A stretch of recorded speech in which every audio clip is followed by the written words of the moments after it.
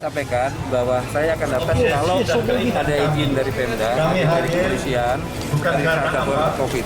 Jadi sebenarnya sudah ada izinnya. Jadi sudah ada berizin ya Pak ya? Jadi Bapak Ya. Moral apaan tuh? Deklarasi kami di Magelang ternyata belum berizin. Ditulis oleh Syardi dari siwo.com. Deklarasi kami di Magelang ternyata tidak berjalan mulus karena mendapat perlawanan dari pihak lain, sama halnya dengan deklarasi di kota lain. Situasi sempat memanas, tetapi kondisi tersebut bisa diredam pihak kepolisian yang berjaga di lokasi. Ormas juga sempat mengejar massa deklarasi kami, namun berhasil dihalau petugas keamanan. Bukan hanya pidato yang tendensius, angkuh, sombong, dan bikin gaduh. Ternyata menurut Kapolres Magelang Kota AKBP Nugroho Ari Setiawan, kegiatan deklarasi kami yang digelar di alun-alun Kota Magelang belum mengantongi izin. Dari Pemkot Magelang maupun pihak Polres Magelang Kota tidak memberikan izin. Kita tidak memberikan izin, Pemkot dan kita tidak memberikan izin, katanya.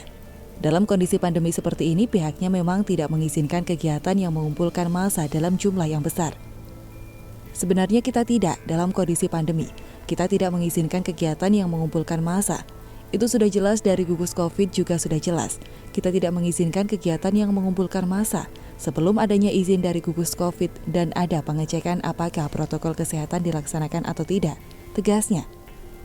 Nugroho mengatakan pihaknya mengamankan masyarakat secara umum. Jangan sampai terdapat kegiatan yang berdampak terhadap kepentingan publik. Aduh, memanglah, kesal juga bacanya. Kalau memang acara deklarasi tidak memiliki izin, kenapa mereka didiamkan membuat keramaian dan kerumunan? Kenapa tidak dibubarkan saja? Kenapa mereka tidak ditindak dengan tegas? Harusnya bubarkan paksa, bila masih bandel, terapkan denda atau tangkap. Gerakan moral tapi tak taat aturan. Gerakan moral tapi tidak tahu kondisi saat ini sedang tidak bagus karena pandemi. Aturan saja tidak diindahkan. Yang penting deklarasi, deklarasi, dan deklarasi, lalu menjual tampang sok suci dan merasa paling benar. Jika memang kami adalah gerakan moral dan bertujuan menyelamatkan Indonesia, sebaiknya tunjukkan dulu perilaku bermoral itu, mulai dari tidak membuat kerumunan agar tidak tertular wabah corona. Jelas sekali munafiknya. Moral sendiri saja tidak beres, malah mau membereskan moral yang lain. Menggelikan. So mengkritik pemerintah beginilah, begitulah, rezim tidak becus lah. Sedangkan mereka ini maha benar.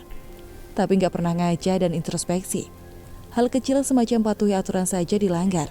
Tidak punya izin, tapi bermuka tebal dan tetap ngotot mengadakan deklarasi. Mereka tidak paham kondisi bangsa, tapi merasa pintar. Mereka tidak tahu malu dan tidak menghargai pihak terkait dengan sedang susah payah menekan penyebaran COVID-19. Mereka dengan entengnya bilang akan menyelamatkan Indonesia. Menyelamatkan Indonesia tapi hal kecil saja dilanggar. Bagaimana akan menyelamatkan Indonesia? Tolonglah, jangan terlalu banyak berhalusinasi. Lama-lama bisa terkena stres. Sakit hati sudah lama dipendam, jangan ditambahkan lagi dengan stres. Lama-lama kesehatan bisa drop.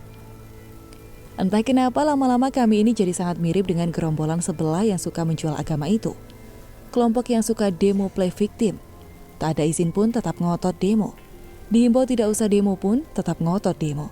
Tidak diperbolehkan demo karena alasan pandemi, mereka tetap ngotot demo. Mirip bukan? Jadi kami ini memang kelompok yang tidak tahu malu. Berusaha memposisikan dirinya sebagai kelompok yang baik, padahal kebobrokan sendiri juga cukup banyak. Tidak jelas apakah tidak minta izin atau minta izin tapi tidak diberikan. Intinya mereka seolah tidak peduli. Ada izin atau tidak, mereka tidak peduli. Yang penting tujuan mereka tercapai. Contoh buruk yang sangat tidak pantas ditiru. Seharusnya lain kali aparat lebih tegas dalam melaksanakan protokol atau aturan. Siapapun orangnya, kalau melanggar aturan atau melanggar izin, tindak tegas tanpa pandang bulu. Tak usah takut kami bakalan play victim.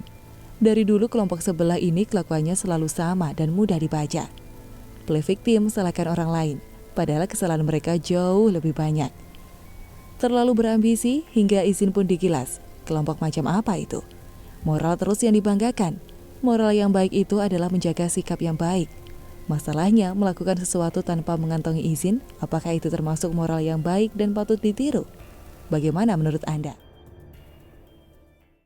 Saya tekankan di sini sejak pembukaan dalam acara ini sampai penutupan nanti.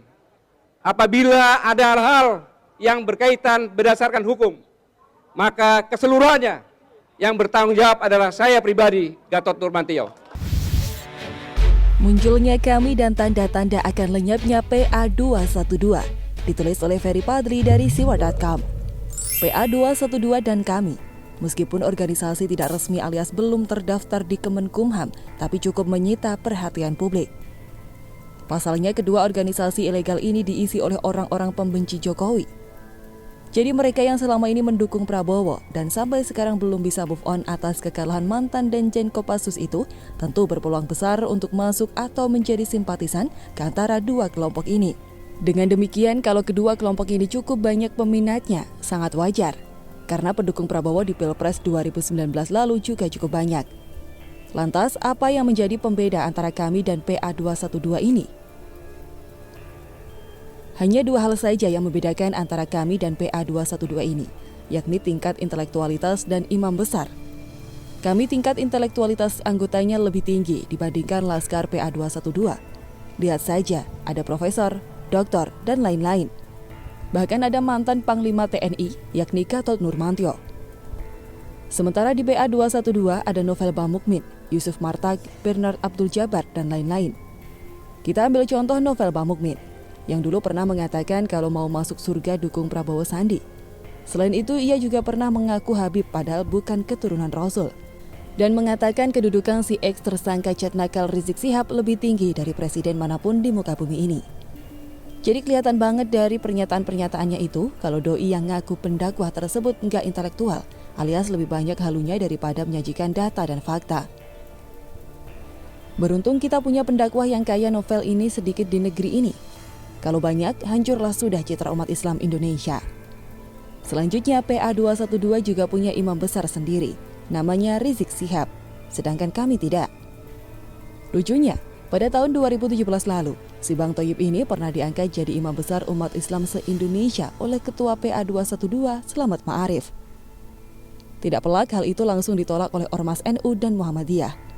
Siapa juga yang mau punya imam besar yang doyan cat nakal bersama janda Firza itu? Bikin malu saja. Nah, tanpa para kadrun dan Rizik sadari, sebenarnya kemunculan kami ini merupakan ancaman serius loh bagi PA212. Ada beberapa alasan kenapa kami ini bisa berdampak pada lenyapnya eksistensi PA212. Pertama, kemunculan kami ini terbilang cukup baru. Bahkan deklarasinya saja baru digelar beberapa hari yang lalu, yakni pada 18 Agustus 2020. Karena baru, tentu orang-orang akan penasaran mengenai bagaimana bentuk dan isi kami tersebut. Sehingga wartawan pun akan lebih tertarik nulis berita tentang kami ini daripada tentang PA212. Lantaran yang bacanya juga lebih banyak. Jadi semakin kami banyak dibahas oleh masyarakat, tentu PA212 akan semakin tersingkirkan dari media online di Indonesia. Kedua, orang sudah bosan dengan isu yang diangkat oleh PA212 yang itu-itu saja. Kalau nggak kriminalisasi ulama, penista agama, setelah itu PKI. Nggak ada isu terbaru yang mereka mainkan, seperti pemanfaatan teknologi untuk dakwah atau bagaimana caranya melakukan pemberdayaan umat di tengah pandemi COVID-19 ini. Kalau ngomongnya itu-itu saja, alias kriminalisasi ulama, penista agama, dan PKI, orang akan bosan juga mendengarnya. Sama kayak tiap hari makan gulai daun singkong, lama-lama jadi muak. Sedangkan isu yang diangkat oleh kami cukup beragam dan keren. Terbukti, baru deklarasi saja mereka sudah punya 8 tuntutan kepada Presiden Jokowi. Terakhir ini sebenarnya yang paling pokok, yakni PA212 mendukung gerakan kami. Segala upaya oleh siapapun untuk memperbaiki dan menyelamatkan bangsa kami dukung. Adapun PA212 tentunya akan mengawal kemana langkah kami, ujar Novel Bamukmin 9 Agustus 2020. Itu artinya apa? PA212 menganggap kelompok yang didirikan oleh Din Syamsuddin dan kawan-kawan itu lebih baik dari mereka. Ibarat bermain sepak bola, kami adalah para pemainnya, sedangkan PA212 adalah para pendukung yang tegak berdiri di pinggir lapangan. Pertanyaannya, lebih terkenal mana antara pemain dan pendukung? Tentu pemain. Inilah blunder PA212 yang paling nyata, sebagai kelompok yang lebih senior atau yang lebih lama berdiri.